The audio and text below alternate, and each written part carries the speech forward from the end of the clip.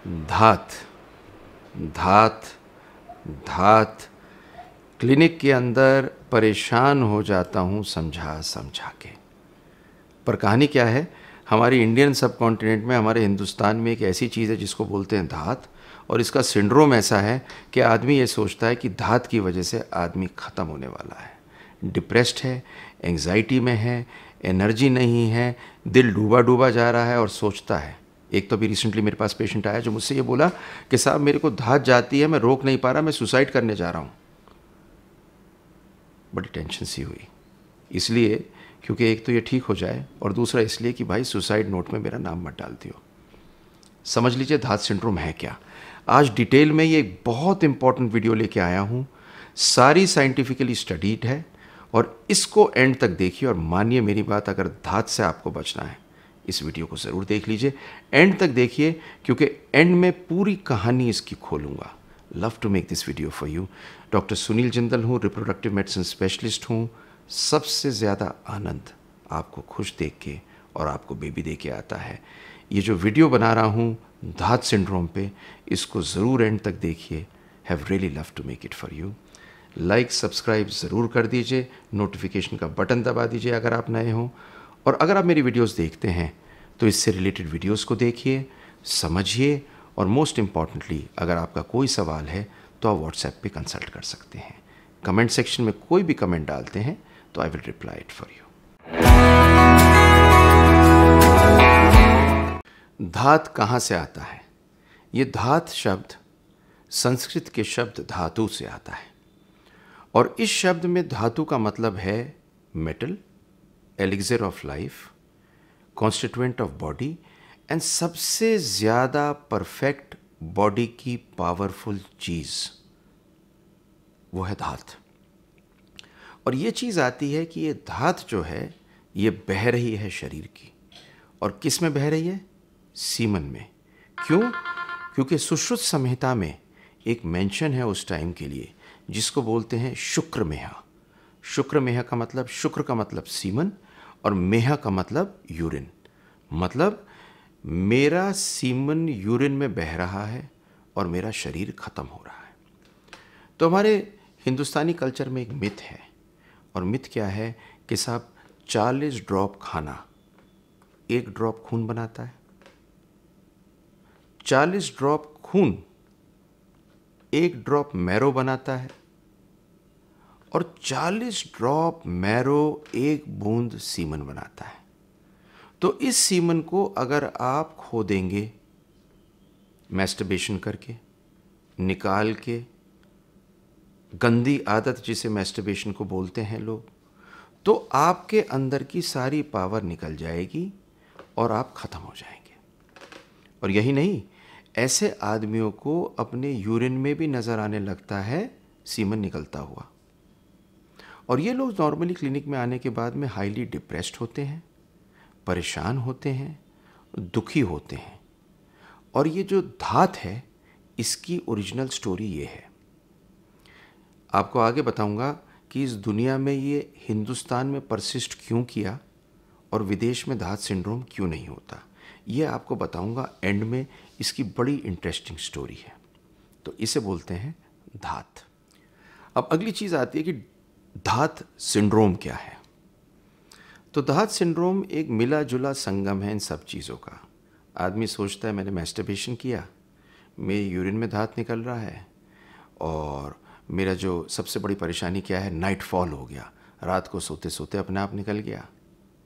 और इस कारण से क्या हो गया है, थकावट रहती है, दुखी रहता हूँ, एंग्जाइटी रहती है, गिल्ट रहती है, खाने का मन नहीं करता, वेग से सिम्टम्स होते हैं, एंग्जाइटी रहती है। ये सारे के सारे सिंड्रोम जो एक साइकोलॉजिकल सिंड्रोम है, डिप्रेशन एंग्जाइटी का सिंड्रोम है। इनफैक्ट ये क्लासिफाई हुआ है साइकेट्री के पॉइंट ऑफ व्यू से। इसे बोलते हैं धात सिंड्रोम। ये धात सिंड्रोम होता कहाँ है? तो ये धात सिंड्रोम मेनली इंडियन सब कॉन्टिनेंट में है। मेनली ये धात सिंड्रोम आता है हिंदुस्तान में, पाकिस्तान में, बांग्लादेश में, श्रीलंका में। और ये इसलिए आता है कि इसको इनफैक्ट नाम दिया गया है न्यूरोसिस ऑफ द ओरिएंट, क्योंकि हम कल्चरली सीमन को एक बहुत इम्पॉर्टेंट पार्ट मानते हैं। जो निकल जाए तो हेल्थ और मेटल ख़राब हो जाता है, एलिक्सियर ऑफ लाइफ ख़त्म हो जाता है। तो इसलिए ये इस इलाके में पाया जाता है। ये हमारे एरिया में बहुत डीप रूटेड है और बहुत लोग इसको लेके आते हैं। अब क्वेश्चन ये है कि इसका क्लिनिकल प्रोफाइल क्या है या किन लोगों में पाया जाता है, किस तरह का होता है। तो धात सिंड्रोम 3 तरह का होता है।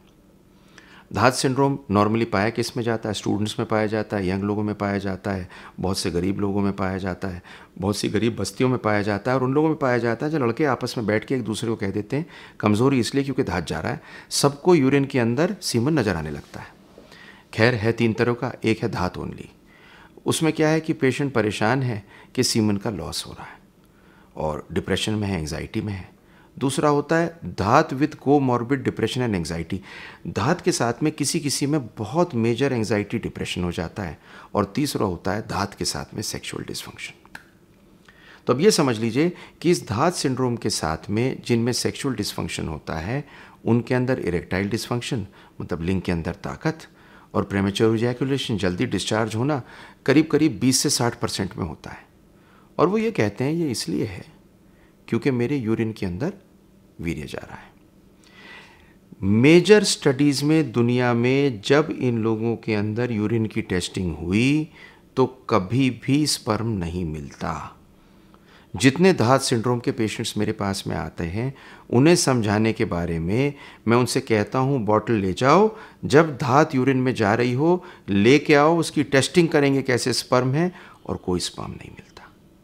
तो ये एक दिमाग की इमेजिनेशन है जिस कारण से हम ये बात कहते हैं। तो अब सबसे पहले मैं आपको एक्सप्लेन करता हूँ अलग अलग चीज़ों को। पहली चीज़ एक्सप्लेन करता हूँ मैस्टरबेशन। मैस्टरबेशन एक नॉर्मल प्रक्रिया है। अगर आप मैस्टरबेशन नहीं करेंगे तो स्पर्म बनता हुआ अपने आप बॉडी में एब्जॉर्ब हो जाएगा, सीमन अपने आप एब्जॉर्ब हो जाएगा। मेरे मुंह में थूक बन रहा है, मैं उसे या तो अंदर निकल लेता हूँ, एब्जॉर्ब हो जाता है, या बाहर थूक देता हूँ, बन तो कंटिन्यूसली रहा ही है। ऐसी सीमन की कहानी है। तो इसमें कोई सीमन लॉस मैस्टरबेशन में नहीं होता। मेरी एक बहुत अच्छी वीडियो है, उसका लिंक दे रहा हूँ, उसको देख लीजिए। जो धात लोग कहते हैं कि यूरिन में आता है, हमारा स्ट्रक्चर बॉडी का ऐसा है कि प्रोस्टेट के पीछे एक वाल्व होता है, जिस टाइम पर आप यूरिन कर रहे हैं सीमन कभी नहीं निकल सकता। तो ये एक फिगमेंट ऑफ इमेजिनेशन है। तीसरी चीज़ आती है नाइटफॉल। नाइटफॉल एक नॉर्मल प्रक्रिया है सीमन डिस्चार्ज की। अगर बन रहा है, बाहर नहीं निकल रहा, तो अपने आप निकलता है, इसको बोलते हैं नाइटफॉल। तो ये तीनों चीज़ें मैंने आपको एक्सप्लेन की। अब अगली चीज़ आती है जिसको बोलते हैं धात सिंड्रोम एंड एंग्जाइटी न्यूरोसिस। ये एक साइकेट्रिक बीमारी है जिसके अंदर धात के साथ में आदमी एंग्शियस और साइकेट्रिक प्रॉब्लम में होता है, और वो अपनी एंग्जाइटी न्यूरोसिस को और डिप्रेशन को धात पे डाल देता है। जैसे होता है ना भूत आ रहा है, ऐसा धात का भूत चढ़ा होता है उसको। ये नॉर्मली आपके समझाने से ठीक नहीं होते और इनको साइकियाट्रिक डिसऑर्डर होता है जिसको ठीक करना पड़ता है। अब आते हैं इसके मैनेजमेंट पे। तो मैनेजमेंट के 3 हिस्से हैं। एक हिस्सा है सच बताना, जो ज़्यादातर लोगों की समझ में नहीं आता। दूसरी चीज़ है टेस्ट करके दिखाना कि आपके यूरिन में स्पर्म नहीं है।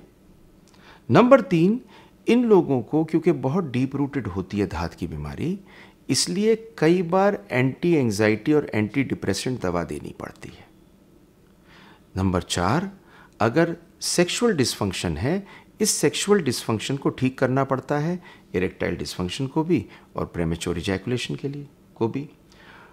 अब आते हैं साइकोथेरेपी पे।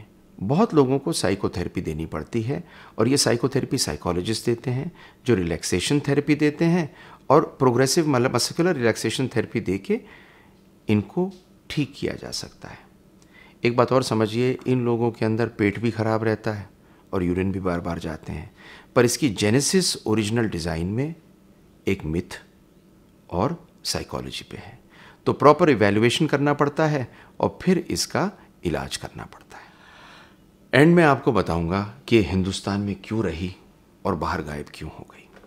तो हिंदुस्तान में तो बहुत डीप रूटेड है, मैंने आपको बताया कितनी डीप रूटेड है, पर वेस्टर्न सोसाइटी में भी थी। इनफैक्ट एरिस्टोटल जो ग्रीक फिलोसफर थे, अगर आप उनके बारे में जानें, जो 384 बीसी से 322 बीसी मतलब क्राइस्ट से पहले थे, उनका भी एक चीज़ कहना था, जो सबसे बड़े फिलोसफर थे, कि खाने से वीर्य बनता है और वीर्य बहुत इंपॉर्टेंट और प्रेशियस पार्ट है आपकी बॉडी का।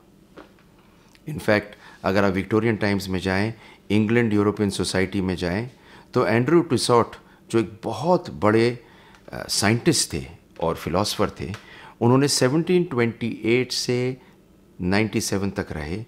उन्होंने एक बहुत बड़ी ट्रीटीज दी जिसमें ये लिखा कि 1 आउंस वीर्य 40 आउंस खून के बराबर है।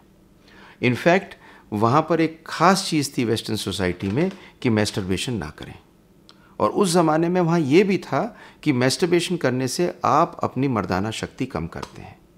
किंतु हुआ क्या, 1900s में जब वो सोसाइटी खुली और मेडिकली ये सारी चीज़ें मिली और उन लोगों को सोशली एक अवेयरनेस के साथ में ओपननेस आई, तो ये वाला सिंड्रोम उनके कंट्री से गायब हो गया। लेकिन हमारी कंट्री में अभी भी इतनी भ्रांतियां हैं। कल्चरली हम कई बार इतनी छोटी चीज़ें सोचते हैं। सेक्स हमारे लिए टैबू है, आपस में डिस्कस नहीं करते। गलत चीज़ हमेशा ठीक लगती है, 100 आदमी कह दें तो झूठ ठीक बन जाता है। इन सब चीज़ों के कारण धात मौजूद है, धात सिंड्रोम मौजूद है, परेशान कर रखा है लोगों को। प्लीज़ इस वीडियो को शेयर कर दीजिए। अगर किसी को प्रॉब्लम है उसे दिखा दीजिए। I made this video because it's most important for those people जो इससे परेशान हैं या इसकी अवेयरनेस चाहते हैं। इसको ज़रूर शेयर, लाइक, सब्सक्राइब, नोटिफाइज कर दीजिए। Love to make this video for you. I want you to be just fine. Thank you very much. Love you all.